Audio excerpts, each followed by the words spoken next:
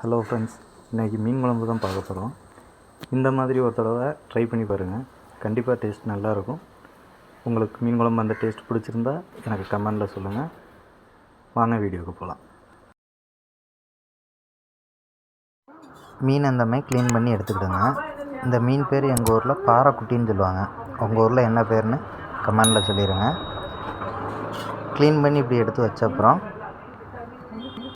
ஒரு பெரிய நெல்லிக்காய் சைஸில் புளியை தண்ணியில் ஊற போட்டுக்கோங்க. ஒரு மிக்ஸி ஜாரில் 1 கப் தேங்காய், 4 சின்ன வெங்காயம், 1 டேபிள் ஸ்பூன் குருமிளகு, அப்புறம் 1 டேபிள் ஸ்பூன் மஞ்சள் பொடி போட்டுக்கோங்க. 2 டேபிள் ஸ்பூன் வரமிளகா பொடி போட்டுக்கோங்க. உங்களுக்கு காரம் அதிகமாக வேணும்னா எக்ஸ்ட்ரா 1 டேபிள் ஸ்பூன் மிளகு பொடி போட்டுக்கோங்க.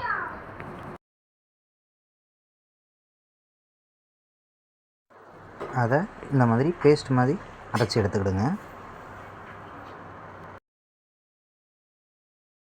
அப்புறம் 2 தக்காளி, 2 பச்சை மிளகா, 1 முருங்கைக்காய், கொஞ்சம் கருவேப்பிலை இந்த மாதிரி சைஸில் கட் பண்ணி எடுத்துக்கோங்க.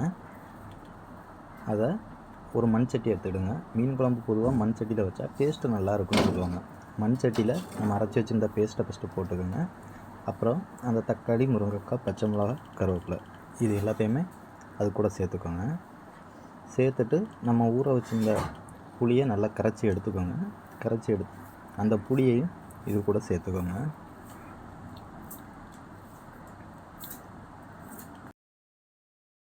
அப்புறம் தேவையான அளவு கொஞ்சம் உப்பு போட்டுக்கோங்க. அப்புறம் அந்த மண் சட்டியை அப்படியே ஸ்டவ்வில் வச்சு ஃபுல் ஃப்ளேமில் அதை கொதிக்க விடுங்க. நல்லா கொதி வரட்டும். அந்த பச்சை வாசனை, குழம்போட பச்சை வாசனை நல்லா போகிற வர நல்லா கொதிக்கட்டு. இன்னொன்றையாக வந்து அப்புறமா நம்ம க்ளீன் பண்ணி வச்சுருக்கிற மீனை அதில் சேர்த்துக்கோங்க. ஒரு 20 நிமிஷம் அதை நல்லா கொதிக்க விட்டு அப்புறம் கொஞ்சம் தேங்காய் எண்ணெயை லைட்டாக விட்டுக்கோங்க. அவ்வளோதாங்க. இந்த மாதிரி ஒரு டைம் ட்ரை பண்ணுங்கள். ட்ரை பண்ணி பார்த்துட்டு எனக்கு கமெண்ட் பண்ணுங்கள்.